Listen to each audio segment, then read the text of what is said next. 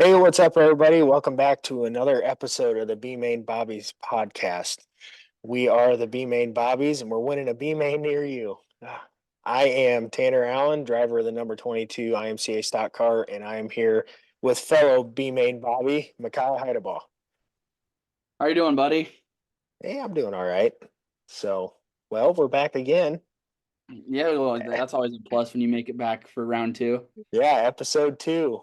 So this is gonna be a lot of fun. We got a lot planned for you guys going forward. So hopefully you guys enjoy it. As of right now, the podcast is just going on YouTube.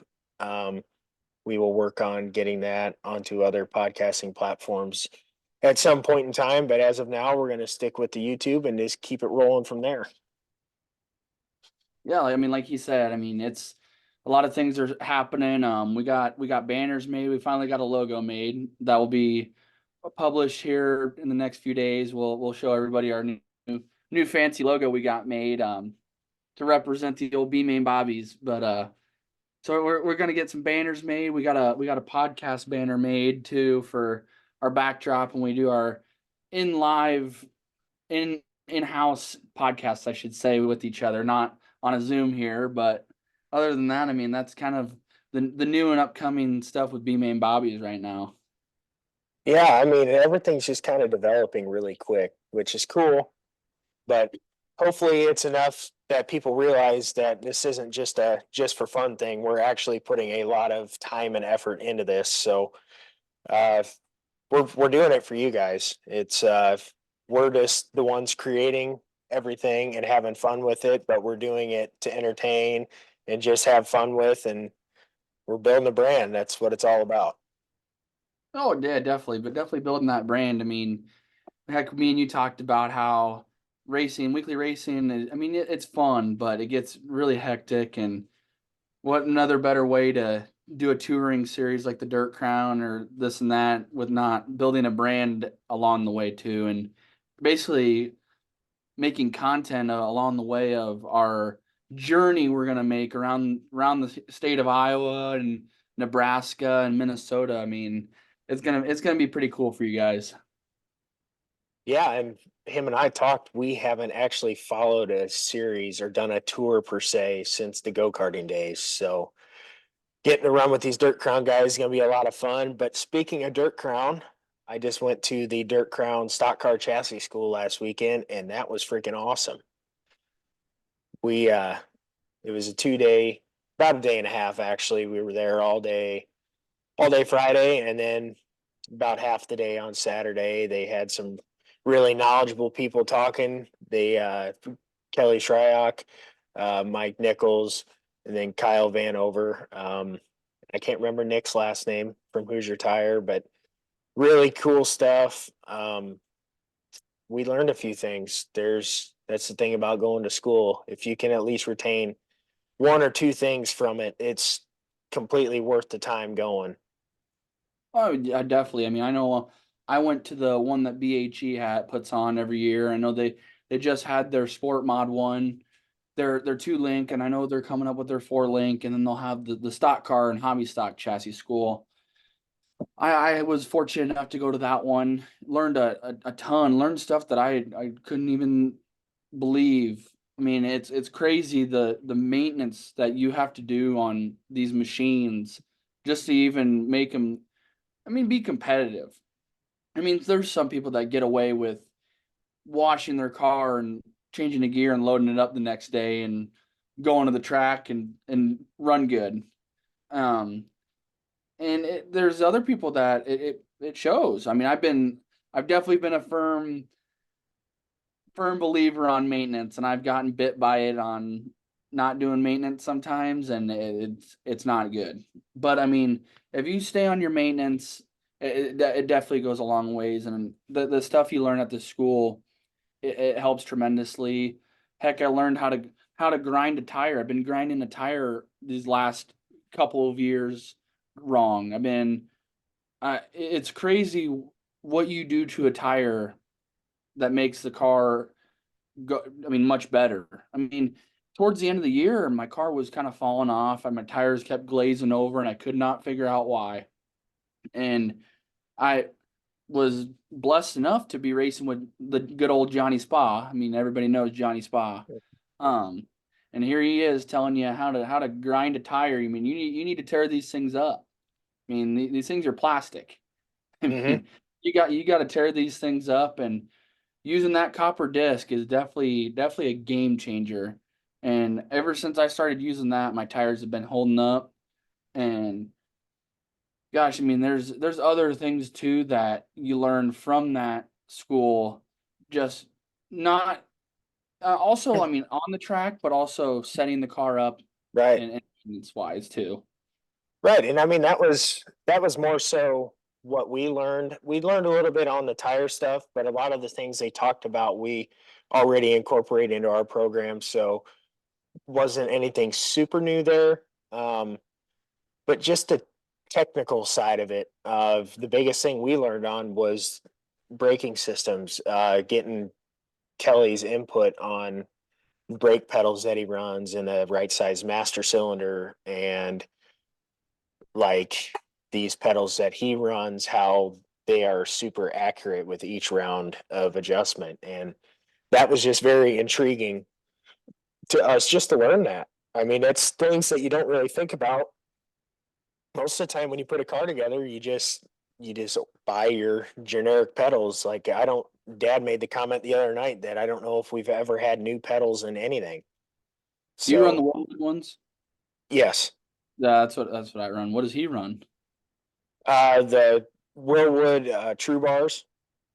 The true, yeah. There's two different ones. There's one that's like True Barn, and there's not. I can't remember the other one. The AFCO guy. I can't think of the guy who works at AFCO. He was talking about it at the BHE school about Hmm. the brake system and not even just the pedals. I mean the fluid too. You Oh you want to yeah, run. You definitely want to run the right fluid, and if I right. mean if your brakes get hot, I mean they literally tell you that probably. I mean, I've never done it. I've never actually full on drained out my master cylinder and refilled it up. I know they say after so many races you want to do it. Um, I definitely I would definitely change pads every year.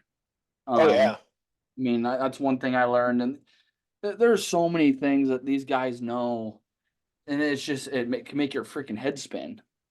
Right. Well, and if you get a guy up there with as much experience as a guy like Kelly, or if you were to have Johnny be one of the speakers of a class, I mean, the amount of years of racing that those guys have, like they've forgot more than we'll probably ever know. Probably. I mean, So, it's but when you get guys like that are instructing this class, I mean, there's just little things that if you really tune in and pay attention to what they're saying and listen and take notes, you can really pick up on things that you don't necessarily notice in the moment. But when you go back and read through the notes that you took, you're like, man, that really makes sense. I've never thought of it that way. So, right. I mean, it goes back to build a notebook. Build that big notebook that you mhm. can rely on because you might try something. My dad and I have done this for many times where he's always on me about put that in your notebook, write that down because Mhm. you can go back to it. And it's like every time I call him after the races, he's always make sure you write that down to how did the car feel, and if it was good, write that down. Even if it's bad, write it down because then Right. don't go to that. You know what the adjustment is because it's crazy what just writing in a notebook, you go back through it, read through it, it can help you in the long run. You're not sitting there like, well, what do I do to the car? I mean, Right. and then you look.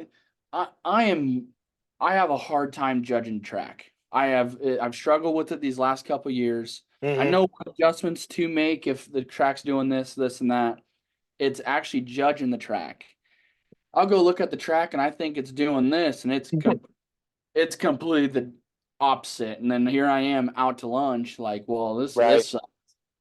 And That's part of what makes dirt racing so special is that is the biggest factor of the night is what the track does. And trying to read dirt is incredibly difficult. I mean, I would like to say I'm average at judging a track.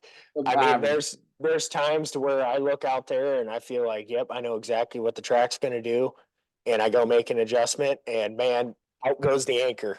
And there goes the anchor, buddy. It And, happens. I've been there and done that. well, and I mean, sometimes you go to these tracks to where they like to farm it in between races, and you're set up for like it happened to us at Farley. The first night, the night you won there, we were all set up for black slick, smooth, and black slick. And then they go out and they tear that thing up a foot deep. And we're like, oh my God. I remember I made a shock change, and then Uh, I see him doing that, and I'm like, do I leave it? Because we were after sport mods that night, and I'm like, do I right. leave it? So I called Braden, who builds my shocks there at BHE, and he's like, well, what'd you do? And I told him what I did, and he's like, well, what are they doing to the track? And I was like, it's complete rebuild. I mean, complete farm, Mm-hmm. and we're after sport mods. Sport mods only have a 15 lap race. It's not like they have a 30 where the track's Right. gonna. And I mean, then it was pretty warm that night. I Mm-hmm. mean, it was pretty warm. But the track really wasn't gonna dry out as quick as we thought it would. Not like And it had for the heat races. no, I mean the heat races was slick. I mean, I was diamond lining it, like trying to find traction, Mm-hmm. and he's like, "Yeah, loosen that car up." And so I changed everything I put on, and just hope for the best. And I mean, sure enough, yeah, I was fortunate enough to win that night.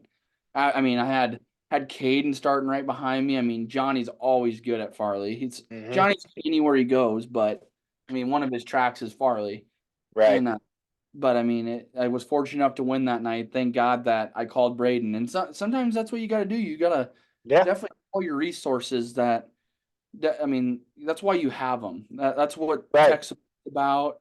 And any people that are getting into the racing industry here, getting into racing at all, use your tech support. Find people that have good tech support because it goes for long or goes in the long run, and it will definitely help you out. Because if you go to a chassis builder that has no tech support whatsoever, you're going to struggle. You got to try to find your Mm-hmm. own keys, and then you start asking so many people. And that's another thing too. Make sure you limit down who you talk to. You Right. don't need to be asking somebody this and then go ask somebody else what they think. I mean, stick to your notebook and do what you have been doing all year, because once you find something in your notebook, just tweak little off that. And that's Right. what my always telling me too. You don't want to do a big adjustment each night. You maybe want to do shock change, move a trailing arm, maybe take turns out. You don't want to do all those at once. I mean, you Right. can unless it's going to be really slick, and you definitely know what the track's going to do, then do it. But if you don't know, then maybe do a small adjustment, see if it's going to work, and don't second guess yourself. That's one thing that is big too, that I need to work on, is second guessing myself. I need to I, just make a decision and just go for it. If it doesn't work, then it doesn't work. Just yep. because I feel like you get in your head when you second guess yourself, and it just makes it worse. Yep. Well, I'm in the same boat. And with this being my first year in stock car, I wasn't super familiar with what all the changes did yet. So all the time I would get my mind made up. I'm like, yep, this is what I'm doing. And then I get to staging and I'm kind of watching the race in front of me and I'm like, that was a bad idea. That's a bad Bad idea. idea. But most of the time it worked out and it was okay. But then sometimes it doesn't, but that's part of it. It's all trial and error. And the more consistent you can get with trying to make the same changes to the same track conditions, it all comes back to your notebook, like you were saying. And for me, I have too much stuff that goes through my mind in a day that I just can't remember everything I did. So I have to write everything down. Otherwise, I'm never going to remember all of it. I'll remember bits and pieces of it, but to remember every adjustment I made, there's no way. Well, and this year too, back to what you were saying about write it down, and we were writing it down. Heck, all year long, I had been putting lead in the car, been messing with the lead stuff that we do here with these rear ends, and Mm-hmm. I just could not get my car to work. On a crummy racetrack, dirty racetrack, I could not get my car to hook up and work. I called Paul at B&B. He's like, what are you doing? I mean, I'm like, I'm doing this. And what I told him what the car was doing. And he's like, well, you're backwards. And I'm like, so you're telling me I've been doing this backwards for the last 2 years? And I just found out about this. And he goes, yeah, you have been. And I'm like, my gosh. And then sure enough, I do what he said to do we went to Makokata for the Dirt Nationals, and the Hmm. car was night and day difference. I mean, I go from 13th to 4th. Right? And I mean, obviously it didn't really end good for you the last night, but No. it always happens. Those tractor tires really get you. But Yep. no, it's crazy that you think you know it and remember it, but gosh, there's these stock cars take a lot. I mean, you think modifieds take a lot of adjustment. I mean, these stock cars are not far behind them. Not anymore. I mean, the more technology and the more time these guys get to test on them, the more and more popular this class is getting. I mean, it's not going to be far off to where I think they're going to keep the suspension components the same, but there's going to be ways that guys are going to learn how to tweak them to where it's going to turn into more of a science project, I feel like. Well, gosh, it's already at that. I mean, Right. you think about it, you take one of your trailing arms out right now, and Hmm. your rear just falls backwards. Like it just like springs backwards. I mean, Hmm. you have to like push your rear end forward just to even get the trailing arm in. Right. It takes a ratchet strap just to put the trailing arm in. I mean, it's unreal like what these things do, or and how much like torque these things take just in bound up. I mean, you don't, it's not, I wouldn't say bound up in there, but it's just how these things are positioned in there and what these chassis builders have found in Hmm. their cars. I mean, it's like it helps you. All this stuff helps you in the law, and that they have found helps you on the track. That's why I've always, when somebody asks me about my car, what I am doing, I'm always for helping people. But when you're in like a Terminator or a spa car, for chance, I mean, our setups probably aren't going to work. We have Right. I mean, our we drive differently. I mean, and that goes back to car control. I mean, when dry slick track. Heck, you might be a guy that floats the car in the corner and lets it roll through. And then I'm over here and a guy that can be kamikaze it and drive till I see fucking Jesus and and literally barreled in the corner and blow it through the slick. I mean, what guy is going to probably finish better? The guy that probably lets it roll into the corner, and or the guy that's blowing his tires off. I mean, you got to find that happy medium. I'd rather drive on a dry slick racetrack myself, Yeah, you and me both.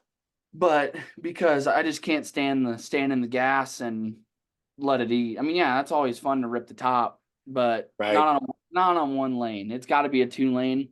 But I mean, in the slick, I just it brings the driver out of you. Yes. I would rather it be multiple lanes of slick and Hmm. see who the best driver is that night. Right. You can get who can set their car up the best and who can drive through the slick better. Right. And And, and like tell people all the time, like anybody can be fast on a hammer down track. yep, A hammer yep. down like half mile or a hammer down big track. I mean, everybody looks fast because you're Oh, wide open. you think Kyle Larson's out there in your car? I mean, it's one of those like, man, what got into you? Like, no, it's just hammer down out there. I can just hold my foot to the floor, not let the old girl breathe, and just let her hang. I mean, but it's it's one of those that every track is different too. I mean, you go Hmm. to Boone, you go to Marshalltown, you go to Tipton, Makokata, Farley. Every track has their different characteristics. Hmm. Boone is always known for those damn wood chips. Yep. Always known to be a dirty racetrack, and the toughest surface I think to get a hold of. Then you got Stewart. It's clay. I mean, you're stuck to the track if it's hammered down. I mean, you're up Hmm. freewheeling on the bike. I mean, you're Hmm. like what those spot cars do. Love it. Yeah. Well, and then you go to a place like Independence and it is like super abrasive. It's very, Oh, very sandy. yep. So, I Well, mean, it is black, same thing rubbered up too. every night. I didn't realize that Makokata was the same. I didn't know Makokata was sand Yeah. until I found out about that stuff, the trailing arm deal from Paul, that I've been doing it wrong. He's like, yeah, you can also do this on those dirty racetracks because sand is, I mean, that's going to cause it's crummy track, Hmm. kind of hard to get a hold of. Where I made those adjustments and the car just felt stuck to the track. I wasn't Hmm. full wheel skating. I mean, it it's crazy what a small adjustment of a shock or a trailing Hmm. arm can do to your car. Right. And well, I mean, I found that out there at Donaldson at the end of the year when I tried that shock that Braden had with him. I tried that and I went out there for hot laps and I was like, I needed this like 35 races ago. Yeah, it's always like something, and it's always like, man, I really just found my setup, and we're at the last race of the season. Yep. Because then when It's we went to Makokata with that new shock I had built just for that weekend, that was the best my car had felt all year. I mean, I could drive that thing in super hard and it would just stick and it went. And the only difference from the rest of the year was that right front shock. That was it. it's and most people find a setup for each track. Hmm. They change their whole four springs for a track. Heck, I'm on the same setup every track I go to. I'll Right. just do my adjustments to what the track does, and I'll go with it. Net, Yep. you don't need to change all four springs No. for a track. I mean, I know Johnny likes to, his adjustments are maybe change a spring, move lead, where B&B is more of put a turn and a screw jack here, Hmm. move the right rear bar up or down, Hmm. or move your left rear bar, or I mean change a shock. That's kind of what we have. Where Johnny's on the same four shocks. Johnny don't change shocks hardly. No. He moves lead or changes a spring. Yep. Well, and Yep. that's basically about all we do too. I mean, Right. we stay pretty similar to what he is, but like you said earlier, it's very important that when you're new to this class or whatever, if you're just getting into it or you just got a different chassis manufacturer, talk to your chassis manufacturer, figure out what their baseline is, and then adjust to how they adjust their cars because they're all going to be different. Like you just explained, like Johnny's cars, we adjust them our way, and then you guys adjust yours completely different than we do ours. So it all comes back to making sure that you talk to your chassis manufacturer and get their baseline and their recommendations and then adjust accordingly from there. Yeah. I mean, it just all leads back to stay in your notebook, or like you said, stay with your chassis builder. And that's one thing you got to do is build a relationship with them. Everybody wants to say, "Oh, I don't want to be just a number at their chassis builder." Well, make your way to go out and talk to them. That's Right. They might not know you very well. Like heck, Paul. I mean, Paul builds how many cars a year? I mean, gosh, it's ungodly how many B&Bs are getting built a year. Mm-hmm. I but Paul still makes his way to call me every once in a while, or he's always there to pick up the phone whenever I need help. Or so I mean, I cannot complain about B&B one bit. I mean, they have been really good to me, and I mean, it's definitely helped me out. Same with BHE. They're yes, they're pricey, very pricey, but if if you want to be competitive, you got to pay for it. You definitely got to Right. buy the best. Right. And it's probably like that with you in precision. Precision ain't no junk. No. I mean, precision's no junk, and it's crazy if you just got to find what works for your car. Mm-hmm. I mean, it's like Caden. Caden's on AFCO stuff, BHE stuff. The Mm-hmm. Burkharts are on BHE stuff. Mm-hmm. They work. They're fast. Yeah. It, it's whatever you got to find what is good for you and your driving style. So many people like, oh man, I want to be like the Murdies. Wonder what they're doing. Yeah, I wouldn't worry about what they're doing. Try to find what's fast for you, because who knows what is fast for you might not be fast for Dallin and Damon. Right. If you, but if you can stick with them and compete with them, you're doing something right. I mean, you've got it figured out then. Right. And I mean that's the same for anything that you do in life. I mean, you have to figure out what works for you. You can get you can get guidance and you can get some little pointers here and there what direction to go, but exactly what they tell you isn't always going to work. It you just have to figure out what works for you because everybody's got a different driving style. I mean, Ever. I can't follow everything Johnny does. Johnny drives way different than I do. Johnny's used to the old days where they had dump truck Sailboats. steering wheels that weighed like 5,000 pounds and they had to turn it this far to make the corner. Oh, and then Every Johnny's back when they had open face helmets. yeah. Well, and then like everything I've ever driven has really quick steering. So, like for Right. me, I like a 6-to-1 steering box. Some guys say that a 6-to-1 is insanely too fast for them, and they like the 8-to-1. That 6-to-1, sometimes I wish it was faster, but that's just my Uh-uh. personal preference. Elbows up, bud. Elbows up. Yeah, yeah, But I mean, yeah, it really, and I'm not gonna sit here and try to tell everybody that I know everything because I don't. I don't know everything. I learn stuff new when I go to the racetrack every week. yep. I mean, Johnny Spa is the man that is always picking my race program apart. He always comes over and thinks it's pick. Let's pick on the BHE guy because I'm in a group of all spas. That's how it always works. But I mean, I have definitely taken a lot of information from Johnny because Johnny is one of the guys he's always looking to help anybody out, Right. especially if he likes you. I mean, heck, I raced with Johnny quite a bit last year, and Hmm. even though he likes to run me over if I'm in his way, but we've all been there. But Even yeah, as customers, right? even one of his customers, he freaking runs you over. But it's no, he has helped me out, and I've taken. I mean, you got to take information from those guys that have been around doing it for a long Right, time. I mean, right. because that guy that guy probably knows it all. Probably. Well, I mean, if we were hopefully by the time we race, as long as them guys have, we will be in the same boat. That we'll be able to have that much knowledge and be able to just know that much about the sport. But no, it's good to have a guy like that in your corner to help steer you the right direction. Because sometimes it's not much. It's just that one little thing that they just know about, and they mention it to you, and then the light bulb goes off, and you're like, never thought of that. Now I'm going to try Never it, thought and about most it. of the time it works. Most of the time, it does work. I was talking about with the tire grinding disc. I'm sitting here like, God, won't that just destroy a tire? He goes, he told me this at Bloomfield. He goes, yeah, if it was in the old days when they actually made Hoosiers real, now Right. you got to tear them up because if you don't tear them up, you don't get in there. You don't let heat get in there, and then when they cool off, they just seal over, and you're screwed.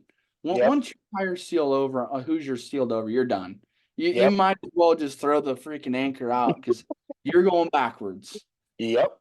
Yeah, that happened to me at Fall Bash this year, the first night. Made the show and went from like 17th to like 6th. Then we had a longer caution, then baby sealed over, and man, that anchor was gone. Then the Bmain Bobbies were upon us.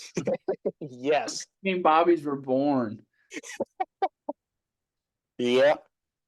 But I mean, Uh, but we're kind of running here down on time, but I it's like really suggest people that are really getting into this racing stock cars, even racing hobby stock, sport mods, modifieds, to literally get with your chassis builder and figure out a setup that works for you. Start on their baseline, try it, and really figure out what your car's doing. That's the biggest thing you got to do is really can diagnose what your car needs and what it is doing. mhm. Because if you can do that, you will succeed much more than anybody else would. If you can diagnose what the track's doing and what your car needs, you'll be set on the racetrack. Yeah, and the biggest thing is just don't overcomplicate it, which that took me. that took me probably half the season to figure that out. Yeah, I still do it. Oh yeah, but it's all comes with repetitions. You just gotta practice and just don't overcomplicate it. Make simple changes, especially if you're new. Don't throw the kitchen sink at it and go out there and try it. Do like one adjustment at a time until you know what each adjustment does and you get a good feel for your car to where then you can throw a couple adjustments at it at one time and then you'd be like, all right, now I know where I need to go for the next time. I can do this and this, and then maybe we can try this on top of it. So, Right. Yeah. It's just write in your notebook and you're like, well, maybe I'll try this next time. mhm, Because if you're sitting there trying to make a decision, well, what should I do this? Should I do this? Do one. Because then if it doesn't work, try the next thing. If that doesn't work, mhm, back to the drawing board. I mean, there's so much racing in a year that yes, it sucks to run bad. Everybody hates finishing bad. But those 2 nights that you just used to find a setup mhm. definitely prevent or succeed you later on for the fall specials. And when the big money shows come live, you're like, well, then you can find something that really works for you to run up front and contend for these big money wins. Yep. But Yep. It's all time and effort. That's all it takes, and it's more time than effort because seat time is seat time. That is what you have to have so you have a better feeling for your car. But like you said, we are about out of time. Maybe someday we'll be able to do longer episodes here, but we appreciate all the support from the first episode. I hope you guys find a little bit of value or get a good laugh out of it because I know we are kind of some gomers, but uh, no, like he said at the beginning, we're doing this for you guys. We got a bunch that we want to do going forward, and if you guys enjoy this, if you like it, share it to somebody, tell somebody about it. Follow us on all social media platforms at Bmain Bobbies. This will be up on YouTube, so like and subscribe there, and we will catch you guys on the next one.